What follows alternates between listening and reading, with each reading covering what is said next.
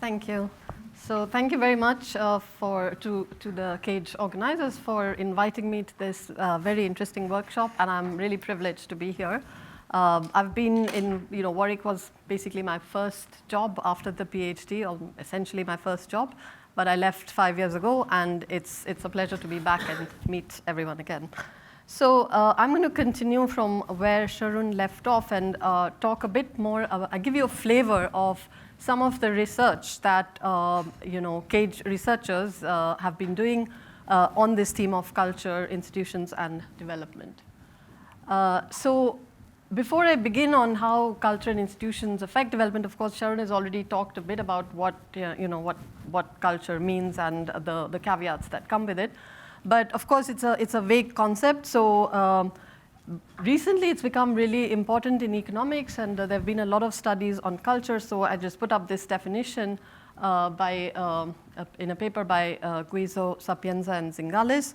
And basically, what it says is that culture should be interpreted as those customary beliefs and practices that ethnic, religious, and social groups transmit fairly unchanged from generation to generation. So I mean, this definition is important because my talk will focus more on the heterogeneity in cultures between different groups. I mean, a little bit that already has been talked about by Sharon in the context of Rwanda, and by Sasha as well, the religious groups that he talked about, Protestant versus Catholics and so on. And of course, there's been a literature on the historical determinants of this culture. For example, there's the paper by Nunn and Wanchikan that talks about how slavery 400 years ago in Africa changed the levels of trust in those societies, and that affects economic development today. Stelios Mekalopoulos, who's a CAGE research associate as well, has done a lot of work in that area on the historical determinants of culture. And he has, recent paper shows how whether your ancestors were agriculturists or pastoralists determines your education and wealth levels today. So your ethnic group and the ancestors of your ethnic group matters for your levels of development today. So that's basically the theme that I will explore, which is that cultural traits, which are maybe predetermined historically, can vary across different groups in a country. These might be religious groups. They might be, gender, so it could be women versus men, or it could be caste, as in India, or other social groups. And so there are various channels through which these different cultures matter. So the ones that are strongly emphasized in the literature are things like mistrust between different ethnic groups, which Sharon also talked about in Rwanda. So the fact that you have these different cultures that have evolved between different ethnic groups leads to sometimes mistrust, which has obvious effects on development because it affects the level of coordination and cooperation that groups can achieve. And so so the two questions that I'm going to these are the two broad, the categorizations of the papers that I will discuss here, papers by CAGE associates. The first one is what are the implications of these heterogeneous cultures for worker productivity in the manufacturing sector in developing countries? And I've done a bit of work on that, but a lot of the work has been by Chris Woodruff, Rocco Machiavello, and other co-authors.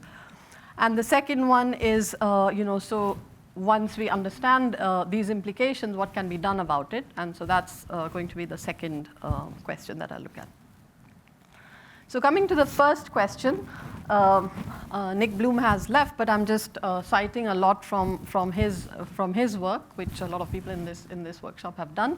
And of course, the basic fact that they have emphasized is that there are huge differences in productivity performance between firms and plants within countries. So if looking at within countries and even within narrowly defined sectors, you see a huge difference in productivity between different firms. And the thing that the thing they're interested in is showing how this is correlated with a large variation in management practices. And so they show this distribution for various developed countries. So their focus is, of course, on developed countries and on large firms, right?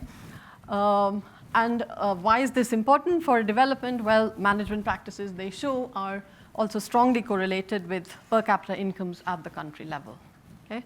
So the first set of papers is by Chris Woodruff, who's been a Cage associate. And the first the first paper that I'm going to review is McKenzie and Woodruff in 2016. And they basically replicate the Bloom study, the Bloom et al. Study, but for a large sample of firms from developing countries. And in a similar way, they developed these 26 questions which relate to business practices in various areas, human relations, marketing, and accounting, and so on.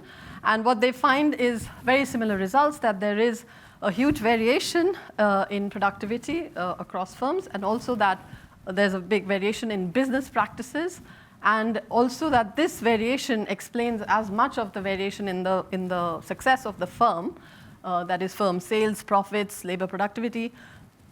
It's as important for the small firms as for large firms. And the general pattern that they find is that firms which have owners with high human capital, or firms with who are the children of entrepreneurs, owners that are the children of entrepreneurs, they employ better business practices. Okay, so then from this study, they move on to asking a more policy relevant question, which is, yes, we find that there are these big differences, so what can be done? How can things be improved? And they show then, they do an intervention in Bangladesh, and this is on training, so training to be a supervisor. And so they try to basically improve on the managerial talent in these garment factories in Bangladesh. So what they are looking at is the garments, the ready-made garment manufacturing sector in Bangladesh, which has about 4,000 factories employing 4 million workers, and accounting for 12% of Bangladesh GDP, which is quite substantial. And an interesting fact is that women account for a majority of the workforce, 75 to 80% of the workers are women, but they only account for 5% of supervisors and higher level managers. Okay, so that's the first puzzle that they find when they try to do this training. This was a sort of a puzzle which they tried to understand why this was happening. And the reason that they put forward is that there's a consensus in the factories about the fact that women are just not they're just not as competent as men, so their technical skills especially are not as good, and this is across the board. But when they did their own objective test of measuring technical competence of women, they found that actually that this was wrong. Okay, so there was a huge mismatch between the perceived and actual skills of women, and that was sort of a bad equilibrium because it led to much lower proportions of women becoming supervisors. Okay, so majority of the workforce is women, yet very few supervisors, and this is, in a sense, culture, right? It's a bad equilibrium. It's an outcome of having the wrong beliefs. So if you look at this figure shows the evolution of the percentage of women in garment factories, the percentage of women who are workers, the dark blue, and the percentage of women who are managers. And this evolution is for the US. And the two crosses, the red crosses, are the Bangladeshi data for 1990. So you can see that the gap between the percentage of women in 1990 in the women workers in the garment factory in the US and Bangladesh, that's not a big gap, but in terms of the supervisory position, the management positions, it's a huge difference. And so maybe we can attribute this to culture. And so what they did, the intervention they did, was to implement a 6-week operator to supervisor training program in 24 factories. And then they induced factories to try and potentially promote more female supervisors than normal. So what were their findings? Well, they found that, first of all, that when women trainees were randomly assigned to assembly lines, they performed, for a few months, they performed worse. So initially, they performed worse. But after a few months, they caught up. And this depended a lot on the perceptions of their competence among the people they were supposedly supervising. They also performed better with all women teams in the simulated management exercises. And so the evidence so far suggests that the beliefs about women are significant constraints to their promotion, right?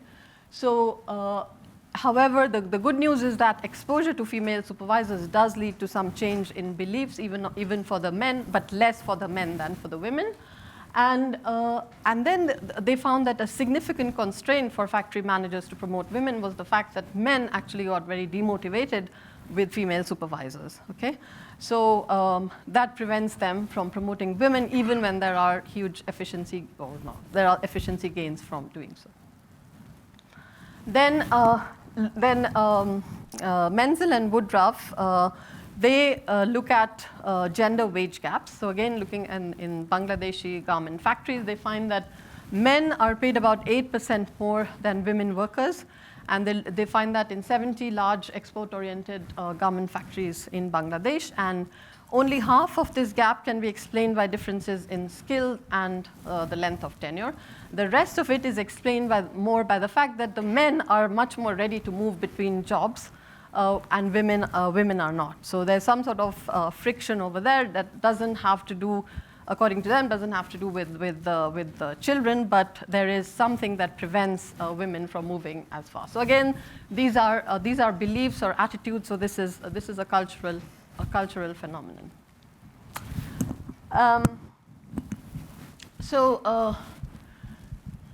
So further research, they say, is of course needed to find the main causes of these frictions. Maybe it's something to do with commuting or household chores and so on. So the policy implication here is, how do we change attitudes? And as I mentioned, it could be that buyers can influence the firms on this issue. Moving on a bit to my own work. So my work is on the Indian garment manufacturing sector. And again, in India, the productivity in this sector is extremely low. So textiles account for 18% of manufacturing employment, so very labor-intensive and assembly line production. But it accounts for only 2% of Indian GDP. And across the spectrum, not just in garments, but across the spectrum, labor productivity figures are about 15% lower than 15% of the US, I think. So there's, and as before, a large variation in productivity has been documented. There are few highly productive firms, but many very low productivity firms in India. So what my work with the co-authors shows is that worker productivity differs not only across firms, but even like if you look at within a firm, assembly lines within a firm can differ hugely in their productivity. And also, even within lines, worker productivity can have really huge differences. So our data is from 2 large garment factories in Delhi, National Capital Region. We followed 1,744 workers across 31 days in 37 lines. So these are some of the headline results. If you look at, this is the fact I was mentioning, that there's a huge variation in the average efficiency. So if you look at the efficiency of the average worker, so on the vertical line, this is just like, you can think of it as a proportion of output to the target output. Okay, so that's in percentage terms, and then these are the line numbers. So you can see huge variation in the productivity of the average worker across lines. Okay, and the other interesting thing is that if you look at the average assembly line efficiency across days, so across the 31 days, look at the average line efficiency, you can see that it varies quite a bit. The dips are probably due to changes in the style, but you can see that also it's at the same time you have this variation in the caste composition of workers. So the caste proportions are changing, and it seems to be correlated with changes in the line level productivity. And so this is the group that we are, in terms of cultural heterogeneity, the groups we are focusing on is caste, okay?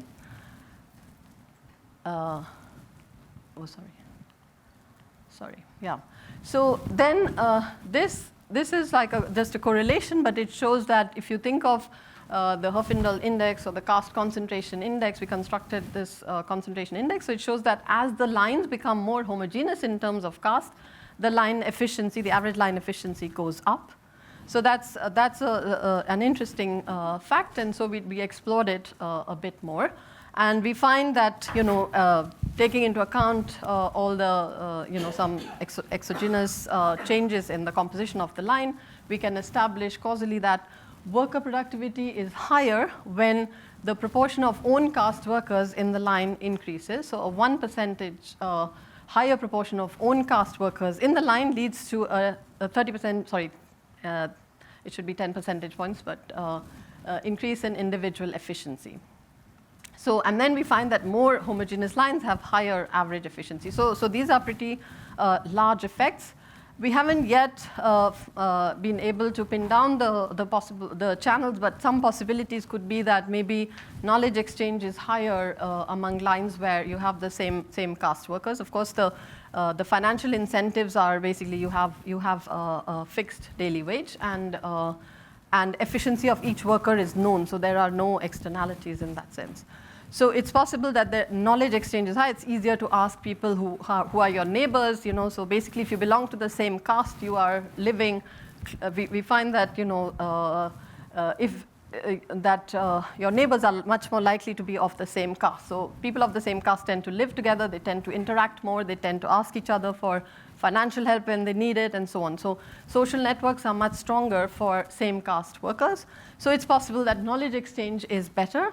And second, because jobs are usually acquired through referrals, it could also be that when you have a higher proportion of your own caste members in the line and they observe you working, maybe your career concerns create incentives to work harder.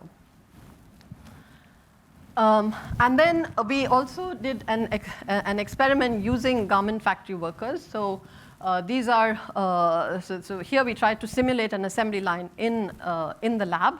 And the experiment just involved a minimum effort game where we gave each worker a set of a particular color of beads out of 4 possible colors and a piece of string, and told them to make as many strings as they could of the same color in 10 minutes.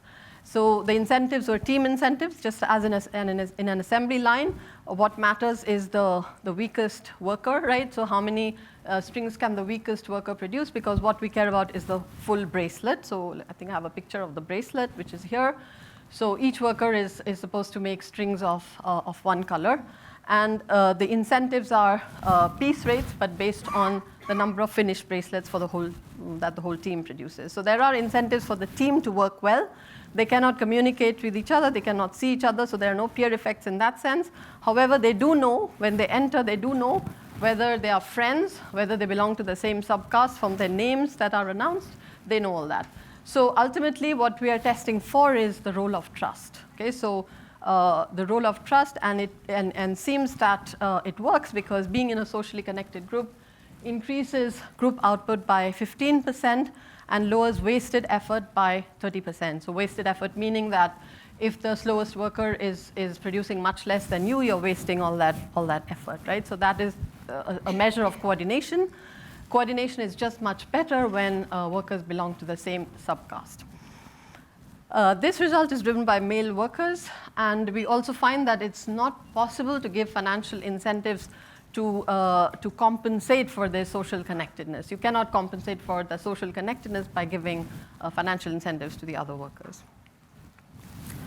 And then the second question I was going to look at is, what can we do? So we know that cultural differences matter. We know that productivity of workers might depend on how many members of the same caste are in the line. But obviously, I'm not suggesting that factories should have lines of different castes, because that would be quite, that would be a bad outcome. But the more general point is that it matters, the in-group identity matters, or being in a social network matters. So maybe the firms need to kind of create more opportunities where workers can interact informally and get to know each other.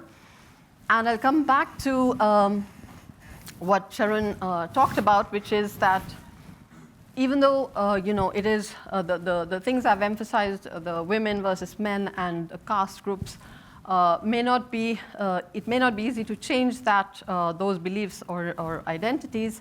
However, individual identity derives from many possible dimensions. So it could be religion, ethnicity, nationality, and so on. And so it may be possible to change the dimension on which individuals coordinate, right? So, and this again comes to Sharon's paper, which is basically telling us how it's possible to erase the mistrust that arises due to different ethnicities, okay?